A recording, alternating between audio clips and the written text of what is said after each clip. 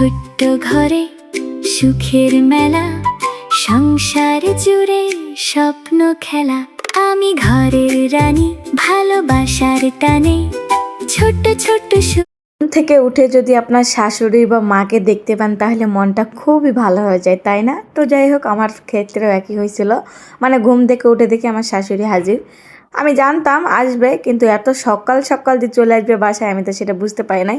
আমি জানতাম 10টার দিকে আসবে। তো যাই হোক, যখন এসেই পড়েছে তখন তার কি করার, কিছু করে নাই। আলহামদুলিল্লাহ আসছে ভালো মতো, এটাই তো আল্লাহর কাছে শুকরিয়া করি। তো আমার শাশুড়ি যে আসবে, এমন কিছু যে নিয়ে আসবে না এটা কখনো হয়? মানে যখনই আসুক না কেন কোনো কিছু নিয়ে আসবেই। সে মা হোক আর শাশুড়ি হোক আর যেই হোক, যার বাড়িতে যায় না কেন একটু কিছুতে সবাই নিয়ে যাওয়ার চেষ্টা করে। তো আমার শাশুড়িও ব্যতিক্রম না, তো উনিও আনছিল। দেখাইলামই তো, অনেক কিছু আনছিল, মানে পিঠা থেকে শুরু করে যা যা বাসায় করছিল সব কিছু আনছিল।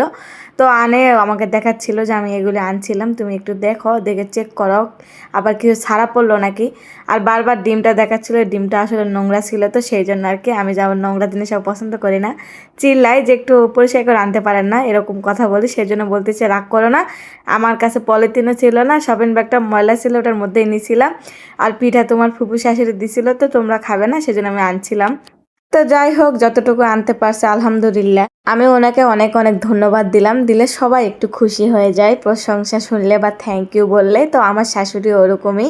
তো সবার লাস্টে খেতে দিয়েছিলাম। এদিকে মেয়ে তো সকালবেলা উঠছে, দাদিকে দেখে সেই খুশি। মানে সকালবেলা ঘুম থেকে উঠে মা মেয়ে সারপ্রাইজ হয়ে গেছি। ওর বাবা জানতো না, ওর বাবা সকালে যে আনছিল। তো এখানে খাওয়া দাওয়া শেষ করে আমি রান্না করার জন্য রান্নাঘরে গেছিলাম। এদিকে দেখতেছি আমার শাশুড়ি শাক যে আনছিল, 2 পোটলা, মানে একটা পাটের শাক একটা সাঞ্চির শাক।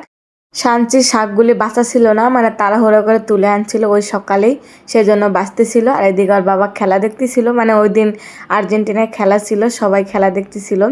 ওর দাদি তো ওইগুলো বোঝে না, মেয়ে দেখে আর বাবা দেখতেছে, আমি তো দেখি। তো এদিকে শাশুড়ি আসছে, একটা তো ভালো কিছু রান্না করে খাওয়াতেই হবে, তাই না? বাবা মা আসুক আর শাশুড়ি শ্বশুর যেই আসুক না কেন, যখন দূরের থেকে আসে বা অনেক দিন পরে আসে, সবাই চায় যে একটু ভালো কিছু রান্না করে খাওয়াতে। তা আমিও চাইছিলাম, সেই জন্য গরুর মাংস ভিজাই দিয়েছিলাম। মানে আমার শাশুড়ি ঈদের মধ্যে তো আসে নাই, আমরা তো বাড়িতে গেছিলাম, এর কোনো প্রয়োজন ছিল না, বিদায় আসা হয় নাই, এখন প্রয়োজন পড়ছে সেই জন্য আসছিল। তো ওই জন্য আমি গরুর মাংসটা ভিজাই দিয়েছিলাম।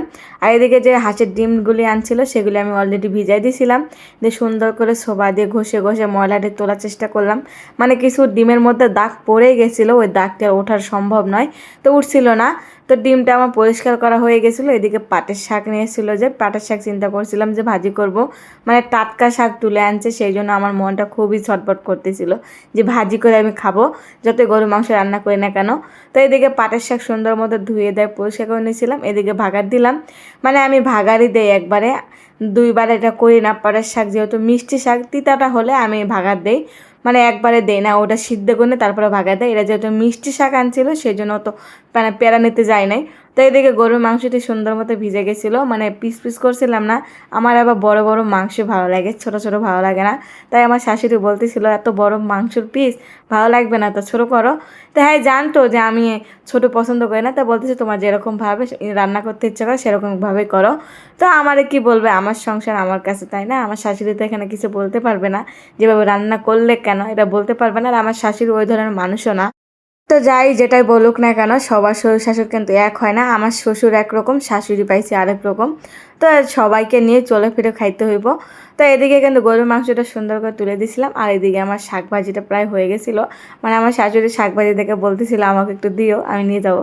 তাই আমি বলতেছিলাম ঠিক আছে, রান্না যেহেতু হয়ে গেছে যাওয়ার সময় বাদে দিব না, নিয়ে যায়নি। আর এদিকে গরুর মাংস প্রায় বলক উঠে গেছিলো, মানে প্রেশার কুকারে সিজ দিছিলাম না, আগে বলক তুলে নেই নাড়াচাড়া করে, তারপরে সিজ দেওয়ার জন্য একেবারে দিয়ে দিলাম। দিয়ে শাকটা সুন্দর করে রেখে দিলাম। আমার শাশুড়ি অলরেডি ওখান থেকে খাই শেষ করে দিছে, মানে একটুখানি মুখে দিছিল আর কি, বলতেছে তোমার হাতে রান্না আমার বেশি ভালো লাগে। মানে যেটাই রান্না করি না কেন আমার শ্বশুরও ওই রকম, বাড়িতে গেলে বলবে সুন্দরী মা রান্না করো, তোমাকে রান্না করতে হবে না, মানে ভালো লাগে নাকি সেজন্য আর কি। তো যাই হোক, এদের গরুর মাংসের শীষটা যখন আমি খুলে ফেলছিলাম দেখতেছিলাম গোস্তটা সিদ্ধ হয়ে গেছে, তো দিয়ে দিয়েছিলাম আলু, একটু বড় বড় করে দিয়েছিলাম। আমার শাশুড়ি বলে যে আমরা তো ছোটো ছোটো করে আলু খাই, তুমি বড় আলু দাও, তো এই আলুটা খেতে খুবই ভালো লাগে। তো সেই জন্য একটু বড় বড় আলু দিছিলাম আর আলুর সঙ্গে রসুন দিয়ে দিলাম, মানে আমার হাজবেন্ড আবার রসুন খেতে পছন্দ করে। আর আজকে তার শ্বশুর বেঁচে নাই, সেই জন্য শ্বশুরের চিন্তা করি নাই, হাজবেন্ডের জন্যই দিছিলাম।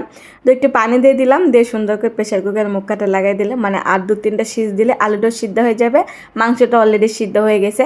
তো যাই হোক, এদিকে কিন্তু সব কিছু হয়ে গেছিলো। এখন ভাগার দিলাম, ভাগার বলতে আমি কড়ার মধ্যে নামাই নাই, দেখতেই পারতেছিলেন, মানে প্রেশার কুকারে গোস্ত বেশি হয়ে গেছিলো, প্রেশার কুকার মাপে ছোট হয়ে গেছিলো। তো সেই জন্য আমি মানে ভাগার দিলাম, মানে কড়াইয়ের মধ্যে নিলাম। প্রেশার কুকার যে না এরকম না, বড় একটা আছে, আমি ওটা বের করি না, এটা দিয়ে আমরা রান্না করে খাই, সেজন্য ওটাতে রান্না করলাম। আর এখানে মাংস যে বাড়তেছি, এটা কিন্তু বাড়িতে দেওয়ার জন্য, যেহেতু বয়স্ক মানুষ আছে, আমার দাদির শাশুড়ি এখনও বেঁচে আছে, তার ছেলে আল্লাহ নিয়ে চলে গেছে, কিন্তু সে এখনও বেঁচে আছে, সেই জন্য তার জন্য দিচ্ছিলাম। হ্যাঁ, নাকি চুলকানি খেতে পারবে না, তো শাশুড়ি বলতেছিল অল্প করে দাও, অত বেশি দেওয়ার দরকার নাই, তোমাদের লাগবে। তারপরেও কি ওটা বলা যায় আর ওটা ভাবা যায়?